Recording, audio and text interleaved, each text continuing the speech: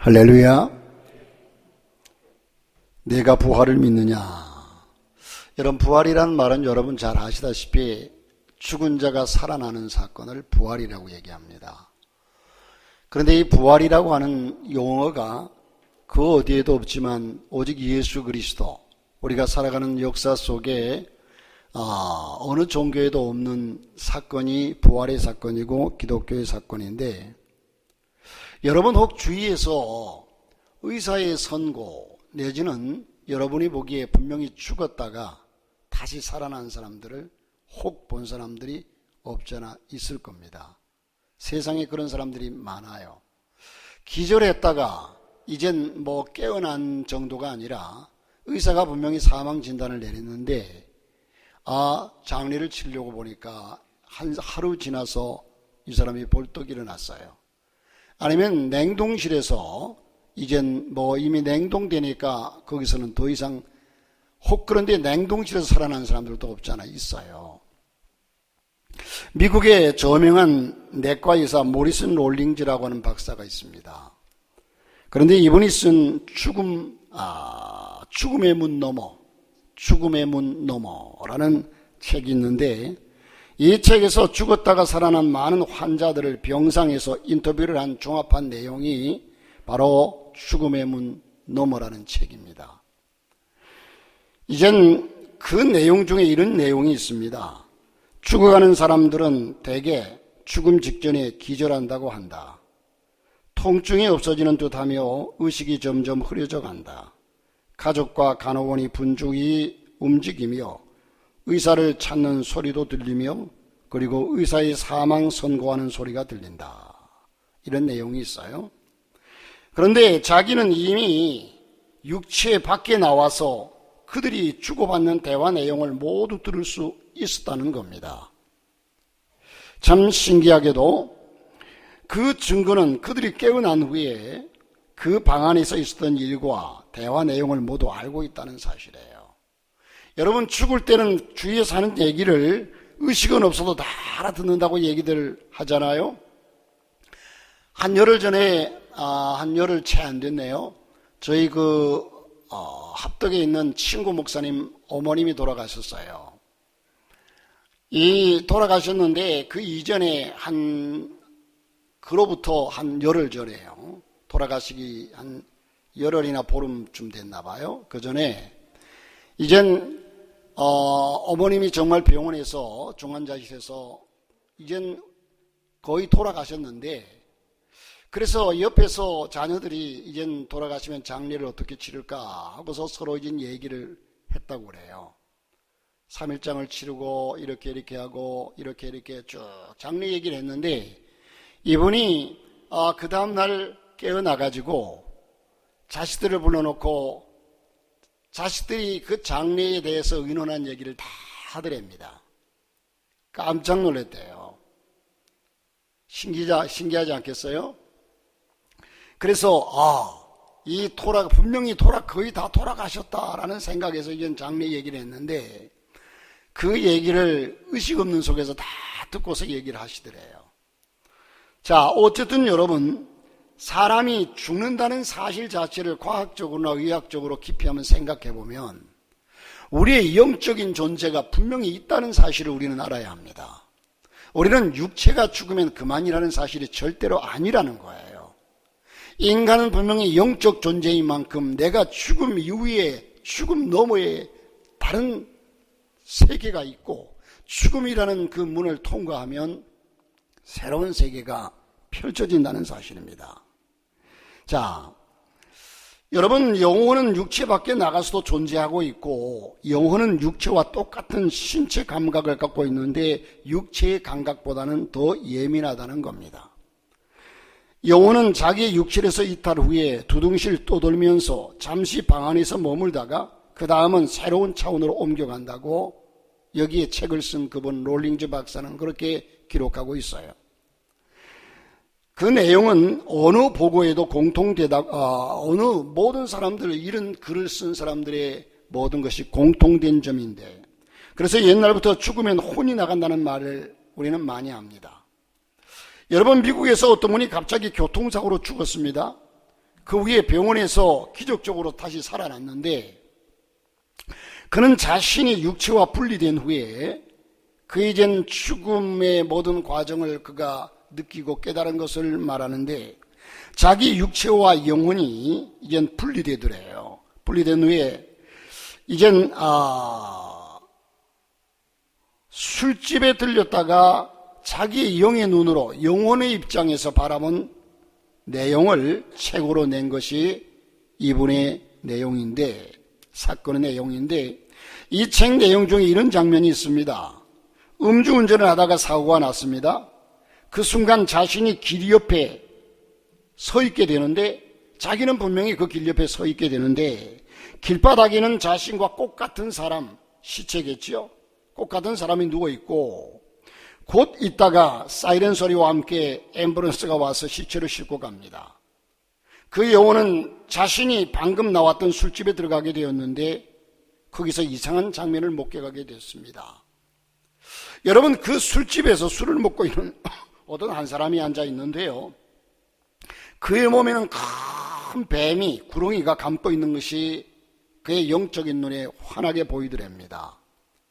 이젠 그 사람은 술을 이미 많이 마신 상태였고, 그가 술잔을 다 비운 후에 주모 하고 부르는데, 그 순간 구렁이는 그의 몸을 완전히 장악했답니다.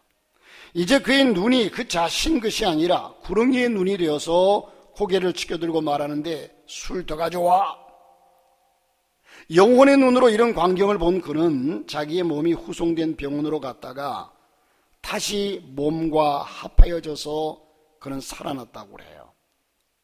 자기가 겪은 바를 책으로 낸 사건입니다. 여러분, 죽음 후에 이젠 깨어난 사람들이 수없이 많고, 그 사람들이 얘기를 들어보면 참 신비한 세계를 말하고 있습니다. 여러분, 영혼은 뇌와 혼줄, 탯줄과 같은 거죠. 우리의 몸속에서 어린아이가 태어날 때에 탯줄에서 영양급을 공급받고, 그 태에서 배꼽으로 이어지는 그 탯줄이 있습니다. 이렇게 우리의 영혼은 뇌의 혼줄과 연결이 되어 있다고 그래요. 혼줄. 이는 심령과학자들의 증거이기도 한데, 이 혼줄은 성경에도 나와 있습니다. 성경에 은줄이라고, 실버 코드라고 얘기하고 있죠.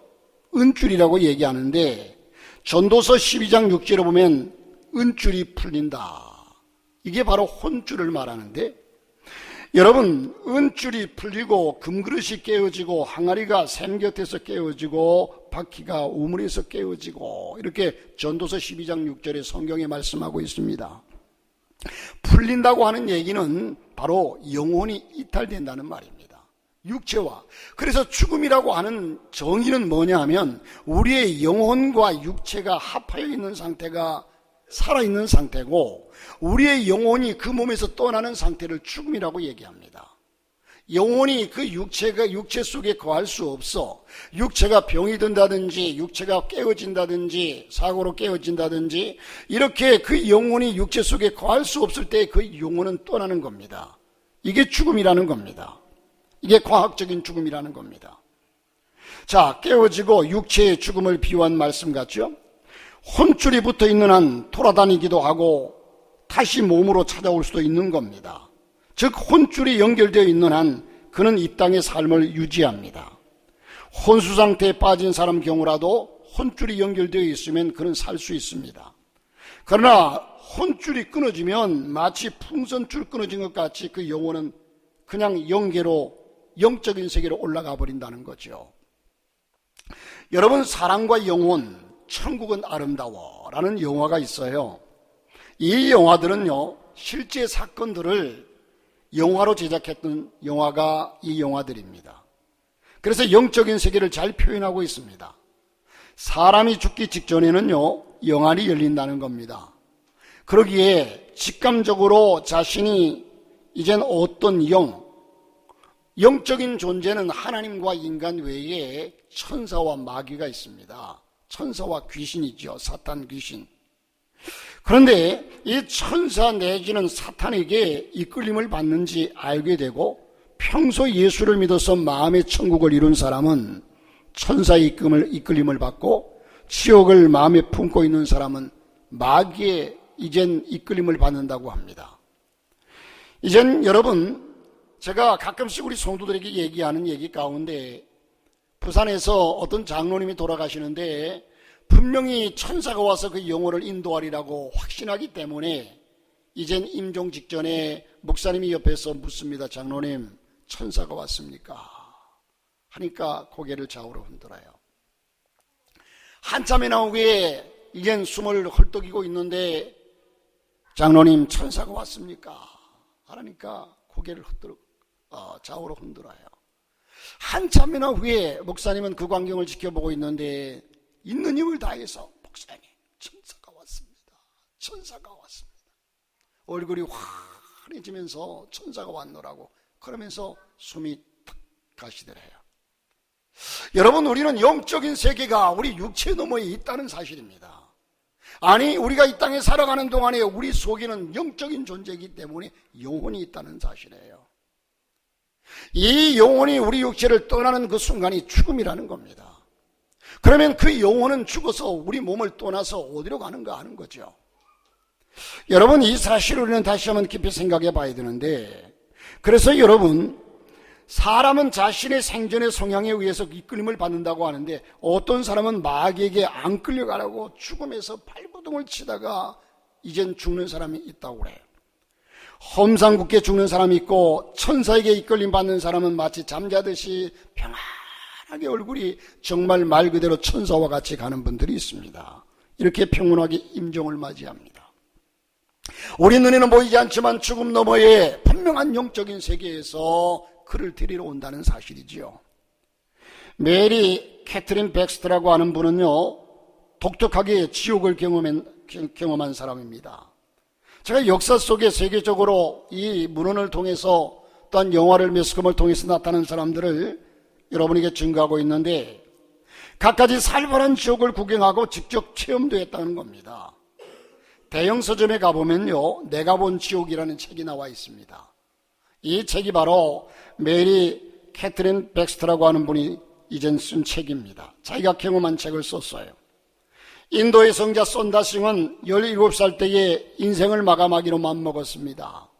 그리고 영국 선교사가 전해주었던 예수님을 생각하고 만약 예수님이 살아계시면 제게 나타나 주옵소서, 복음을 한번 들은 기억을 기억하면서 죽기 전에 정말 예수님이 살아계시면 내게 나타나달라고 기도했습니다. 그때 예수님이 눈앞에 나타났습니다.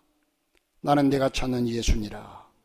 그 뒤로 그는 예수님의 제자로 삶을 살게 되고 그는 자주 영체 이탈, 영혼과 육체가 이탈되어서 영적인 세계를 자주 들어갔던 사람이 인도의 성자 손다싱이라고 하는 사람입니다.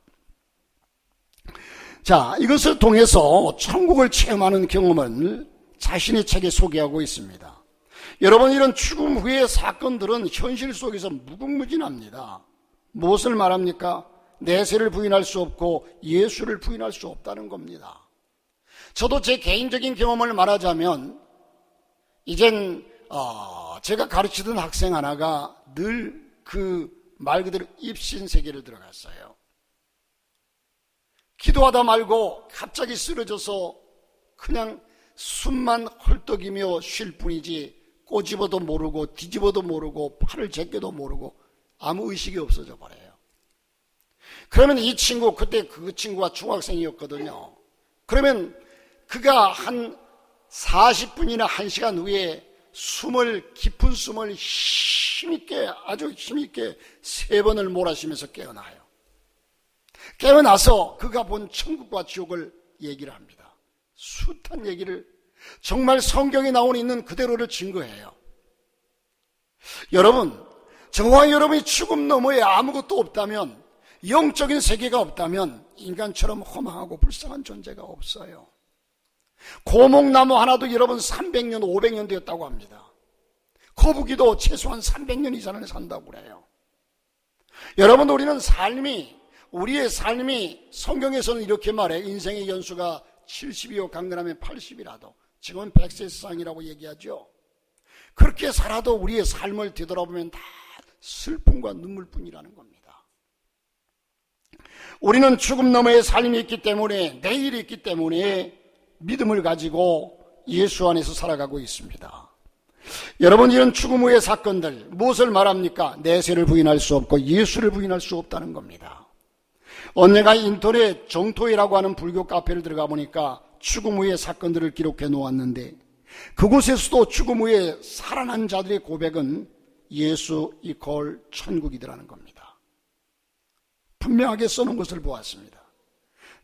사실 다른 비결이 결코 없습니다. 철학자 키엘케고르라고 하는 사람은요, 모든 인간은 절망에 이르는 병을 앓고 살아간다고 얘기하고 있습니다. 그 절망에 이르는 병이란 것이 뭡니까? 죽음입니다.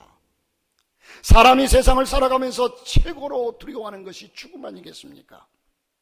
인간은 죽음을 두려워합니다. 죽음 앞에서는 어느 누구도 예외가 없고 오차도 없습니다. 죽음을 두려워하는 것은 삶에 대한 애착도 있겠지만 또 내세가 있음을 암시하기도 합니다. 사는 방식도 소유도 피부색도 차이가 많지만 죽음 앞에서는 절대 평등하다는 겁니다. 백인들은 죽음 앞에 오래 삽니까? 이젠 인종을 불문하고 또 지고화를 막론하고 누구나 다 죽음 앞에서는 평등하다는 겁니다.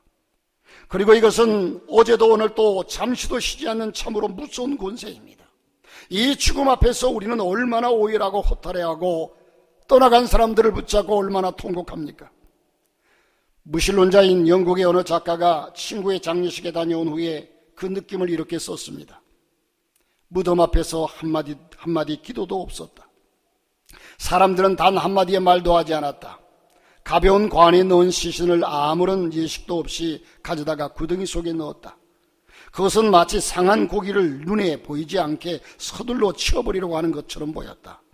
가슴이 얼어붙은 심정으로 그것을 떠나왔다. 무신론자가 무슨 기도를 하겠습니까? 여러분, 무슨 말로 위로를 하고 무슨 소망을 주겠습니까? 하나님이 없다면 그 시체에게 무슨 의미와 위로와 평화가, 미래와 평화가 있겠습니까? 상한 고기라고 하는 표현이 좀 심하지만 사실 하나님 없이는 시체는 그 썩은 고기와 다를 바가 없습니다. 그리고 여러분, 예수 믿는 사람들은 늘 이젠 천국에 갔습니다. 이화여대의 총장이었던 김월남 박사가 그가 죽어가면서 남긴 말이 이화의 딸들에게 내가 죽거든 울지 말아라. 그리고 천국 환송 예배를 드려달라. 나는 천국에 입성한다. 그렇게 얘기했거든요. 예수 믿는 사람들은 죽으면 천국 가셨다고 얘기해요. 믿지 않는 사람들은 무조건 좋은 곳에 갔다고 그래요. 좋은 곳이 어디입니까? 막무가내로 그냥 좋은 곳에 갔대요. 좋은 곳에 가기를 원한대요. 맹목적입니다. 여러분, 좋은 곳은 이젠 맹목적으로, 그러면 좋은 곳이 있으면 어떻게 하면 좋은 곳에 가겠습니까? 여러분, 성경에는 천국에 가는 절대적인 조건이 있습니다. 주 예수를 믿어라. 그리하면 너와 네 집이 구원을 얻으리라. 하나님이 세상을 이처럼 사랑하사 독생자를 줬으니 이는 저를 믿는 자마다 멸망치 않고 영생을 얻게 하려 하십니다. 분명한 목적지가 있습니다. 목회자들은, 저도 목회를 하면서 장례식을 참 수없이 많이 치렀습니다. 하나님을 모르고 소망이 없이 떠날 때 그 유족들의 비통한 울음소리는 가슴을 찢습니다. 사랑하는 가족이 죽어서 어디로 가는지도 모르고 다시 만날 기약도 없다는 것은 정말 힘든 일입니다. 한국의 토속신앙에 따르면 사람이 죽으면 귀신이 되어서 안식처를 찾지 못하고 배회하다가 후손들이 제사상을 차려주면 와서 술 한잔 마시고 음식 한 조각 드시고 다음 제사 때까지 또 우주 어딘가를 떠돌아다닌다고 합니다. 제사를 지내지 않는 후손에게는 재앙을 일으킨다나요? 그런데 참 아이러니한 것이, 여러분, 부모에게 부모 제사를 안 지냈다. 부모가 여러분 이 땅에 살아계실 때에 자식 잘 되기를 그렇게 바랬는데, 나는 죽더라도, 나는 손해보더라도, 나는 갈기갈기 찢기더라도 내 자식만 잘 되면 좋겠다는 것이 절대적인 소원인데 죽어서는 왜 부모가 자식을 괴롭히겠습니까? 이거는 귀신의 역사입니다. 귀신은 사람이 죽어서 귀신이 되는 것은 아닙니다. 분명히 사람의 죽은 영혼은 영적인 세계 천국과 지옥으로 가게 되고, 이 땅에서 괴롭히는 것은 이젠 천사가 타락해서 원래부터 존재하는 귀신입니다. 귀신이 그 탈을 쓰고 오는 겁니다. 아버지 목소리를 낸다고요? 얼마든지 그래서 귀신같이 낸다고 하지 않습니까? 얼마든지 낼 수 있습니다. 귀신은 영물입니다. 자, 여러분, 우리는 그렇게 요즘 귀신은요, 정보도 빨라야 한다고 그래요. 1년 만에 제사밥 얻어 먹으려고 종손집에 갔더니 올해부터 서울에서 작은 집에서 제사 지낸다고 그래요. 재빨리 작은 집으로 찾아와야 제사밥을 얻어 먹어요. 자, 이를 어떻게 합니까? 그러나 2000년 전 예수님이 세상에 오신 이래로 죽음에 대한 인간의 관점이 완전히 달라졌습니다. 예수님의 생애, 죽음, 부활로 세계의 역사가 달라졌고, 인간의 종말 개념이 달라졌고, 죽음 속에서도 희망과 위로와 평화를 찾게 됩니다. 예수님의 부활과 생명을 통해서 인류에게 소망을 주었습니다. 예수를 믿어도 물론 슬픔과 아픔과 외로움이 있습니다. 육체가 떠나가기 때문에. 그러나 하나님을 모르는 사람들의 그것과는 전혀 다릅니다. 저는 지금 목회하면서 33년을 목회하면서 제가 제 손으로 장례를 치르고 가신 권사님들, 성도님들이 많습니다. 이런 설교를 할 때마다 지금 그분들이 천국에서 예수님의 손을 붙잡고 천사들과 함께 평화롭게 아름답게 기쁨의 얼굴로 논이는 모습을 상상합니다. 확신합니다. 사랑하는 성도 여러분, 하나님은 모든 사람들의 그것과는 전혀 다릅니다. 우리는 눈물을 흘리면서 희망을 발견하고 어둠 속에서 한 줄기 빛을 봅니다. 우리는 언젠가 다시 하늘나라에서 만난다. 이 약속을 믿음으로 하나님의 평화를 누리게 되는데, 이것이 바로 우리 기독교의 신앙이라는 겁니다. 우리 신앙이 이런 것이 아니라 이게 실제 사건이라는 겁니다. 절대적인 사건이라는 겁니다. 오늘 본문에서 바로 그러한 슬픔과 절망의 생생한 현장을 접하게 됩니다. 베다니 마을에 의족해 살던 한 가정에 이젠 가장이 두 누이를 남겨둔 채 젊은 나이에 숨을 거두고 맙니다. 흔히 우리는 세상말로 요절했지요. 급사한 겁니다. 얼마나 당황스러운 일입니까? 예기치 못했던 사건입니다. 게다가 나사로의 두 누이는 오라비가 사경을 헤맬 때에 사람을 보내서 이웃 마을에 있는 예수님의 신방을 그토록 원했습니다. 예수님이 오시면 고칠 수 있고 살릴 수 있다는 사실을 알았기 때문에 주님은 저들의 부르짖음을 아랑곳하지 않고 외면했습니다. 슬픔과 절망 그리고 회한에 사무친 두 누이는요, 그런데 이제 뒤늦게서 모든 장례를 치르고 난 나흘째 되는 날, 거기도 3일장을 치르는데 나흘째 되는 날 주님은 제자들과 함께 베다니 마을에 찾아오셨습니다. 그러나 이건 의도적인 지연 행차입니다. 거기에 뜻이 있었습니다. 주님은 이런 과정을 통해서 당신이 사망의 죽음을 가져오신 분이고 또 생명을 공급하시는 살림의 주가 되심을 증거하기 위해서 저들이 그렇게 애원하고 부르짖을 때에는 응답하지 않더니 벌써 장례 지낸 지 나흘째가 되는 이런 날에, 여러분 그 더운 날씨에 나흘이 되었으면 그 시신은 벌써 이스라엘 백성들의 그 죽음은요, 굴을 파가지고 굴 속에 이제 시신을 넣어놓거든요. 그 굴 안에서 그래서 썩어 냄새가 나나이다라고 얘기해요. 주님은 말합니다. 나는 부활이요 생명이, 나를 믿는 자는 죽어도 살겠고 무릇 살아서 나를 믿는 자는 영원히 죽지 아니하리라. 할렐루야. 그리고 이것을 내가 믿느냐고 반문하십니다. 사랑하는 성도 여러분, 새로운 생명의 계절에 이 부활의 절기에 우리는 다시 한번 영원히 사는 생명의 비밀을 듣게 됩니다. 나는 부활이요 생명이니 나를 믿는 자는 죽어도 살겠고 무릇 살아서 나를 믿는 자는 영원히 죽지 아니하리라. 이것을 내가 믿느냐, 이 부활의 진실을 내가 믿느냐는 겁니다. 여러분, 이 새봄을 맞이하면서도 저와 여러분은 부활에 대해서 감각이 없습니까? 여러분, 사람들이 아무 것이나 마구 믿는 것을 맹신이라고 얘기합니다. 또 믿을 수 없는 것을 믿는 것을 미신이라고 얘기합니다. 그리고 믿을 것을 믿지 않는 것을 불신이라고 얘기합니다. 그러므로 마구 아무거나 믿지 마시기를 바라고, 그게 믿음 좋은 게 아닌데 우리는 분별해서 생명의 주를 구주로 믿어야 될 줄로 믿습니다.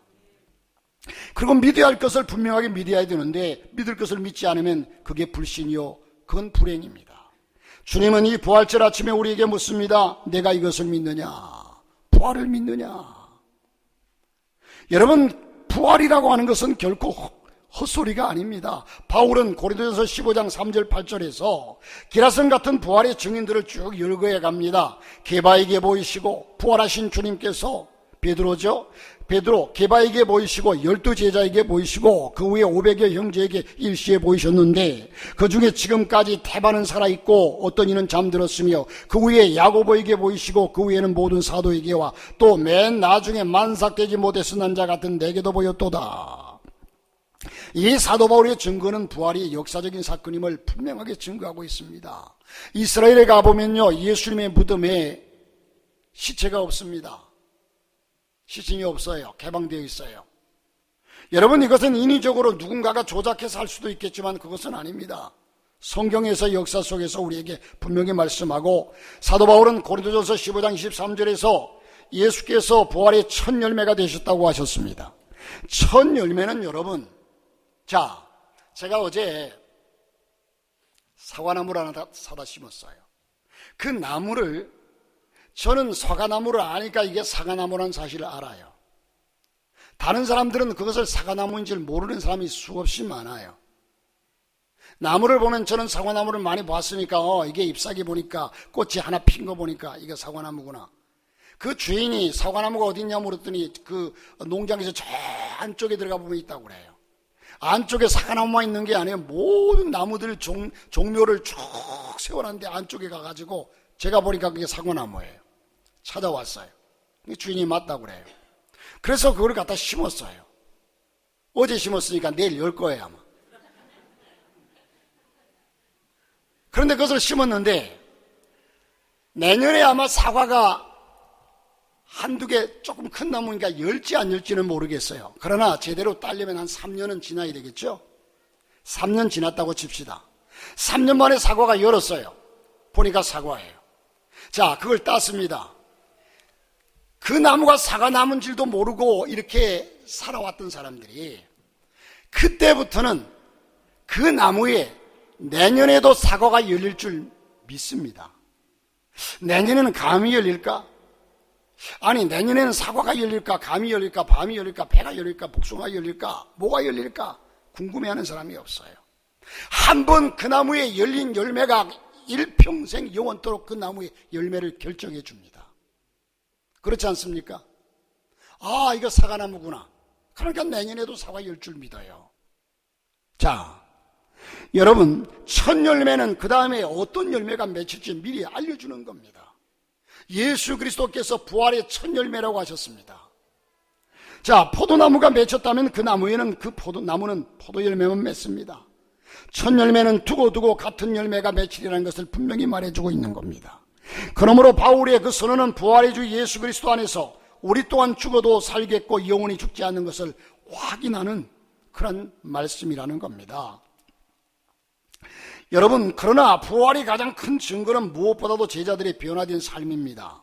부활 이후에 저들의 삶이 변했습니다. 달라졌습니다. 십자가 이후에 줄곧 여러분, 예수님 십자가 지고 갈 때에도 수제자라고 하는 베드로도 멀찍이 서서 예수님 십자가를 지고 가는 것이 가깝게 생활했던 분이기 때문에 안타깝고 어떤 이젠 서글프고 하니까 숨어서, 그러나 같이 가다가는 자기도 죽을 것 같으니까 숨어서 가는 그런 제자였습니다.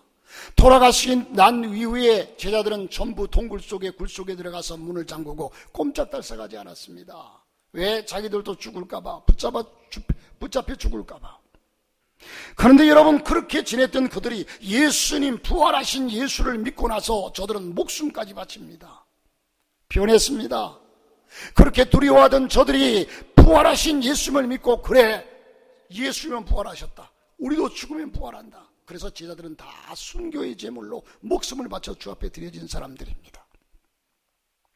사랑하는 성도 여러분, 유대인들은 제자들이 예수의 시체를 훔쳐갔다고 유언비어를 퍼뜨렸지만 제자들은 주님의 부활 사건을 증거했던 겁니다. 부활 신앙은 그렇게 변화시킵니다.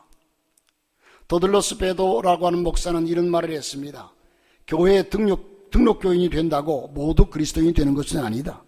그것은 피아노를 가졌다고 해서 모두가 피아니스트라고 불리우지 않는 것과 같다. 가끔 가다가 피아노 건반 위에 앉아서 뚱땅거린다고 다 피아니스트겠느냐? 가끔 교회에 들락거린다고 해가지고 다 그리스도인이겠느냐? 진정한 믿음, 산 믿음, 부활의 믿음을 가지니까 그리스도인이다. 이것을 내가 믿느냐? 이렇게 기록했습니다. 여러분, 우리도 마르다처럼 대답하십시다. 예, 주님, 주는 그리스도시요 세상에 오시는 하나님의 아들이신 줄을 내가 믿나이다. 진정 이런 고백으로 주님께 나아가서 부활의 놀라운 충격과 생명의 비밀을 경험하게 되는 저와 여러분 되시기를 주 이름으로 축복합니다. 앞에 여러분 계란이 많이 쌓여 있고요. 여러분 가실 때에도 계란을 나눠드릴 겁니다. 우리가 먹는 계란이 두 종류가 있습니다. 무정란과 유정란입니다. 여러분 잘 아시다시피 무정란이라고 하는 것은 생명이 없는 계란입니다. 유정란이라고 하는 것은 생명이 있는 계란입니다. 그 속에 생명이 있느냐 없느냐, 살아있는 어미가 생명을 부여했느냐 안 했느냐, 여기에 따라서 겉으로 보기에 여러분 이것이 지금은 유정란인지 무정란인지 아시겠습니까? 몰라요. 그러나 그 속에는 생명이 있는 것과 없는 것이 있습니다. 똑같이 생겼습니다. 사랑하는 성도 여러분, 좁은 닭장에 암컷들만 이젠 가두어 놓고 계란을 빼는 양계장의 알들은 100% 무정란이고, 수컷과 함께 방목해서 키우는 농장에서 나오는 알은 유정란입니다. 이 둘이 다 겉보기에 아주 똑같아서 알의 상태로는 어느 게 무정란이고 어느 게 유정란인지 모릅니다.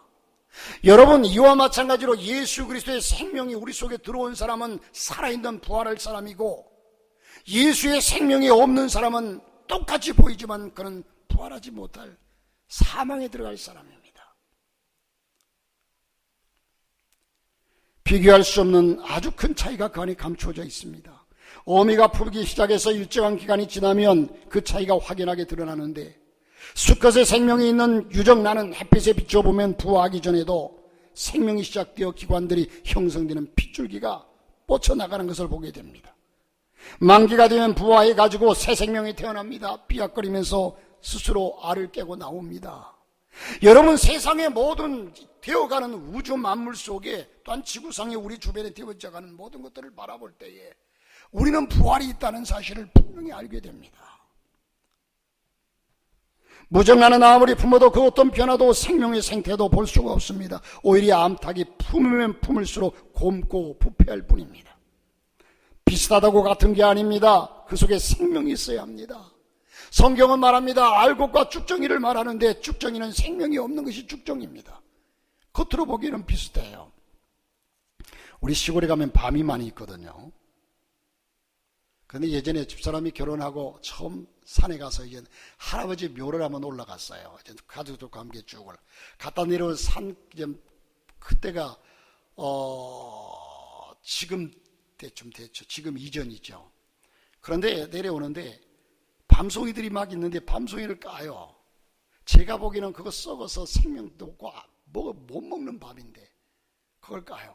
그거 필요 없어, 못 먹어 얘기하는데도 까더라고. 모르니까. 똑같이 보이지만 아닙니다. 여러분, 같이 보이나 같은 것이 아닙니다. 생명이 있는 것과 없는 것에 생명이라는 것이 얼마나 소중한, 생명은 아무리 가두려고 해도요, 생명은 그 깊은 땅 속에 있던 거라도요, 그 추운 겨울이라도 지나고서, 지금 교회 주변에 제가 늘 돌아다니면서 전지도 하고 또한 흙도 채우고 하는데, 땅 속에 묻혔던 놈들이 작약이 저기에 심어놓은 게 있는데, 이게 그냥 쑥 올라온 것을 보니까 얼마나 신기한지 몰라요. 그 추운 겨울을 어떻게 지내고. 사랑하는 성도 여러분, 우리 속에 예수를 믿는 믿음, 영원히 사는 생명체 예수 그리스도, 그분이 있어야 합니다. 그래야 죽음 후에 부활로 나타나게 되는 겁니다. 분명히 우리 육체의 죽음이 끝이 아닙니다. 하다못해 구데기도 죽어서 파리로 부화되고 번데기도 죽어서 나비가 되어 공중을 홀로나는데, 하물며 우리 만물의 영장이 인간이 죽어서 썩어져서 그것으로 끝나겠습니까? 천만의 말씀입니다. 여러분, 사실 내세를 얘기한 종교는 기독교밖에 없어요. 예수님 오셔서 회개하라, 하늘나라가 가까웠느니라고 말씀했어요. 부처도 얘기하지 않았습니다. 불교의 원래는 윤회설입니다. 죽었다가, 그런데 윤회설은요, 불교는요, 이젠 보편적으로 얘기하는 것이 100명이, 예를 들어서 100명이 죽어서 사람으로 다시 태어나는 확률은 한두 명이래요. 1, 2%래요. 그 외엔 다 짐승으로 태어난대요. 죽었다가. 그러면 이 세상에 사람의 숫자는 점점 줄어지고 짐승의 숫자만 그냥 짐승 왕국이 돼야 되는데, 어쨌든 여러분, 우리는 죽어서 주님 오시는 날 부활하게 되고 죽음 너머의 하늘나라에서 부활하게 됩니다. 우리 인간은 절대로 영적인 존재입니다. 영혼이란 없어지지 아니하고 사라지지 않는 것이 영혼입니다. 우리 육체는 흙으로 만들었으니 흙으로 돌아갈 것입니다. 그러나 그 속에 육체는 그렇지 않습니다. 그 속에 있는 영혼은 그렇지 않습니다. 여러분, 구데기도 죽어서 파리로 부화되고 번데기도 죽어서 나비가 되어서 공중을 홀로 나는데 하물며 우리 인간이겠습니까? 그래서 우리는 예수를 전해야 하고, 또 참 그리스도인은 그렇게 생명까지 걸고 예수를 전하는 겁니다. 오늘 우리 속에는 예수 그리스도가 있습니까? 오늘 영접하십시오. 예수 그리스도, 그분을 내가 믿는다고 하는 그 믿음만 확인된다면 그분의 생명이 내 속에 들어오는 겁니다. 예수 그리스도, 그분이 내 속에 들어오므로 내가 살고, 여러분, 이 땅에서 삶은 성경에서 말하는 것처럼 80년, 그러나 100세 시대를 산다고 하여도 100년 안팎에, 제가 예언하기는요, 여기에 있는 분들이요, 제가 보기에는 분명히 100년 안팎에 다 죽어요. 이 예언이 여러분 얼마나 믿음이 가는지 모르지만, 한 번 죽는 것은 정한 것이요 그 후에는 심판이 있으리라. 오늘 저와 여러분이 이 말씀을 기억하고 내가 부활을 믿느냐, 이 사건을 믿고 예수 그리스도를 영접함으로 예수 안에서 영원한 승리자가 되시기를 주님의 이름으로 축복합니다.